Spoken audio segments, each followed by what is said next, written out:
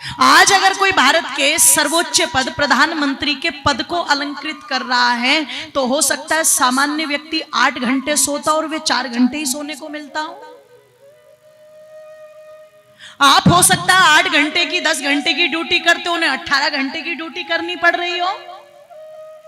आपका मन नहीं है कुछ काम करने का, आप कह सकते हो मेरा मन नहीं है, लेकिन पता लगा वहां पर माताजी का अंतिम संस्कार करके भी ठीक 9 बजे एक ट्रेन को झंडी दिखानी है तो ऑफिस के अंदर जाना है, तो मतलब जाना है। तब वो व्यक्ति उस शिखर पर सुरक्षित रह पाता है। और इतिहास इस बात का साक्षी है कि जिन लोगों ने शिखर पर जाकर के अपने आप को आराम में ढाल लिया वो लोग धड़ाम से नीचे भी गिरे, वो सुरक्षित नहीं रख पाए अपने आप को। तो निवेदन कर दूं, महापुरुष महापुरुष बनते ही इसी कारण है क्योंकि उनके जीवन में महानता है, कर्तव्यों की महानता, श्रद्धा की महानता, निष्ठा की महानता, सेवा की महानता। इसलिए भगवान श्री राम की भी महानता ये है कि पिता ने गुरुकुल में कहा तो चारों भाई गुरुकुल चले गए। गुरुकुल से लौटे हुए कुछ समय हुआ है, पिता ने कहा कि चलो अब तुम्हें मुनि विश्वामित्र के यज्ञ की रक्षा करनी है, तो वो वहां चले गए। आज आप वर्तमान में देखना, आप अपने बच्चों को कितना कर्तव्य भाव के साथ जोड़ रहे हैं, बुरा मत मानिएगा। आज के बच्चों को माता पिता ने इतना सुविधा भोगी बना दिया, इतना सुविधा भोगी बना दिया कि उस सुविधा भोगी होने के कारण ना तो उनमें शारीरिक मजबूती रह पाती है, ना उनमें मानसिक मजबूती रह पाती है। आपने उनकी शारीरिक मजबूती को समाप्त कर दिया, आपने उनकी मानसिक मजबूती को समाप्त कर दिया। अगर उन्हें किसी चीज की कीमत ही पता नहीं लगी तो कर्तव्य का जीवन में क्या महत्व होता है वो क्या जानेंगे, नहीं जान पाएंगे वो। एक बेटा जो अपने पिता के धन को उड़ाता है, खूब उड़ाता है, पिता ने कहा बेटे जिसे तू इस प्रकार से यूं यूं करके उड़ा रहा है ना, ये मैंने पसीना खून अपना पसीने की तरह बहा है, तब जाकर के ये धन घर में आया है, इसकी कदर कर।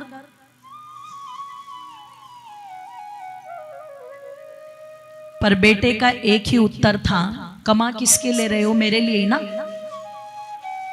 जब मेरा ही है तो तुम्हें दर्द किस बात का हो रहा है कि मैं खर्च रहा हूं, मेरे लिए ही कमाया है आपने।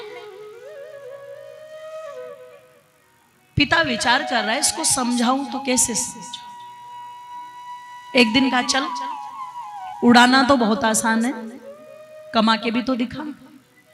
एक काम कर तू 100 रुपए कमा करके ला, चल हजारों में उड़ाता है ना, केवल 100 रुपए कमा करके ला।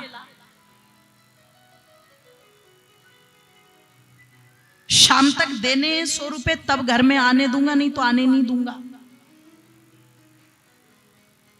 अब पिताजी गए बाहर, ये तुरंत पहुंचा मम्मी के पास, पीछे से मम्मी का पल्लू पकड़ा, मम्मी 100 रुपए देना जरा। अब मम्मी ने पल्लू के नीचे से धीरे से 100 रुपए दे दिए और दे करके क्या, कसाई को पता मत लगने देना, तेरे साथ साथ मुझे भी कूट देगा कसाई।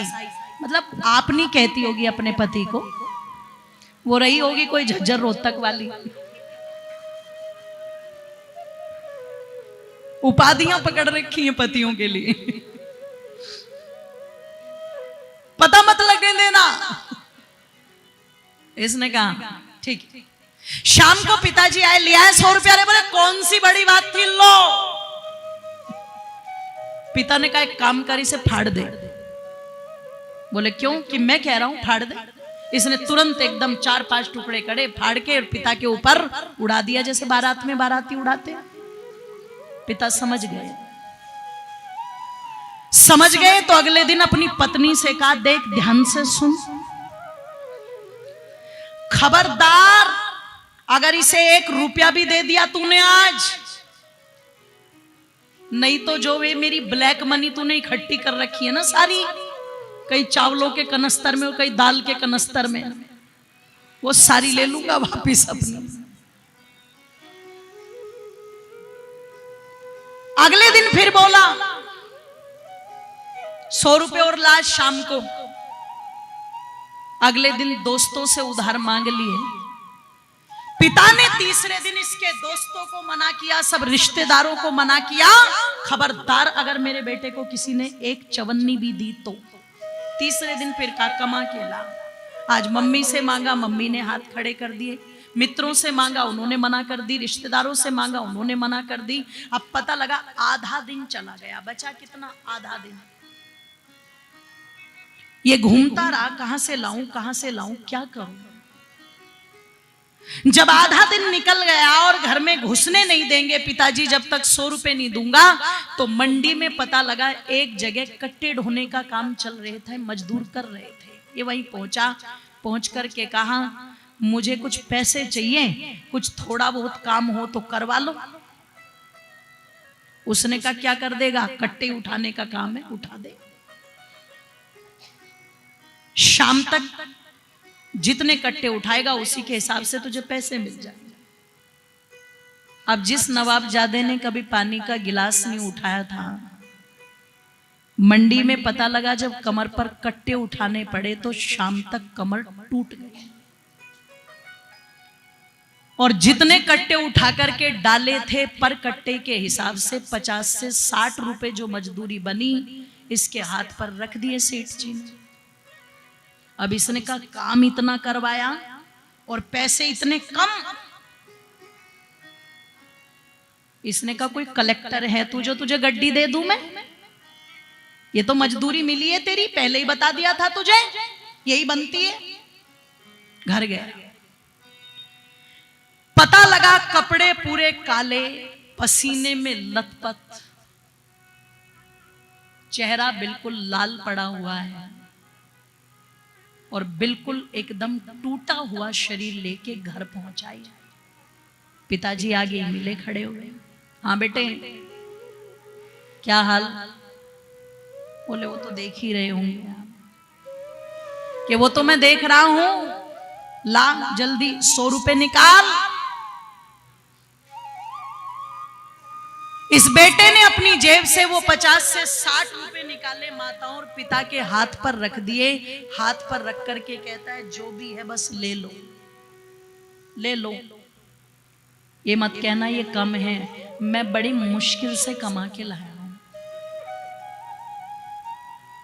पिताजी ने कहा चल कोई बात नहीं, 60 पर ही सबर कर लूंगा, एक काम कर इसे भी फाड़ दे।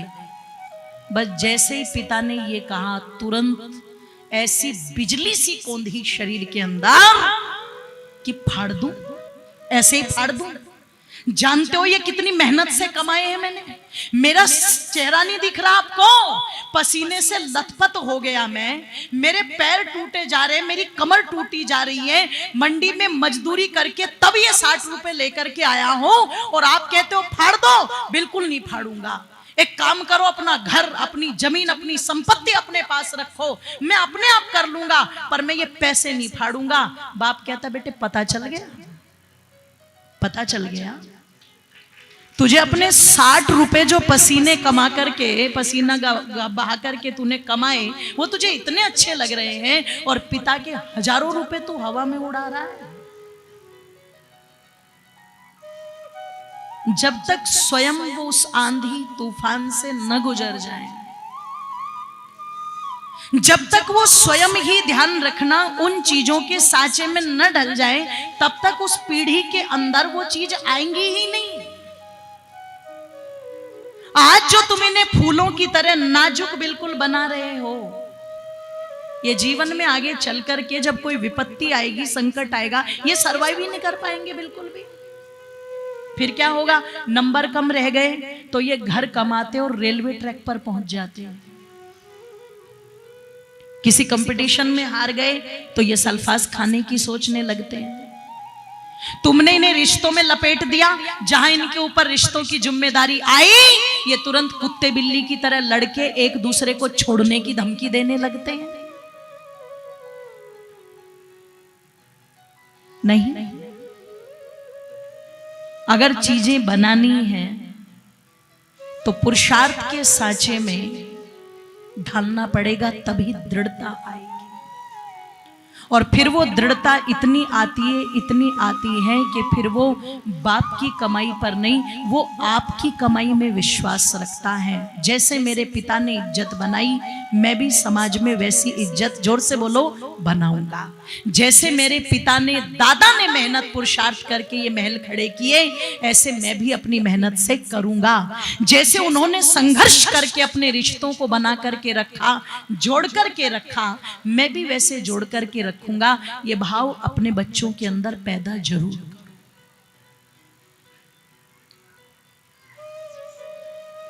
क्योंकि राजाओं की संतानें हैं, पर ऋषि मुनियों के साथ जंगलों में चल रही है। और निवेदन कर दूं, यज्ञ की रक्षा करते हुए पहुंच गए हैं, अहिल्या का उद्धार करते हुए। कहां? जनकपुरी में। आइए, कल कथा यहां तक पहुंची थी।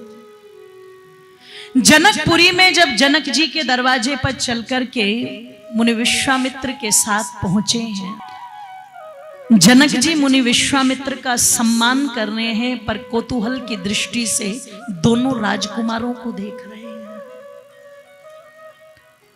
और दोनों को देख करके उनके रूप पर मोहित होकर के जनक जी ने विश्वामित्र जी से पूछा, आपके साथ ये दोनों राजकुमार कौन?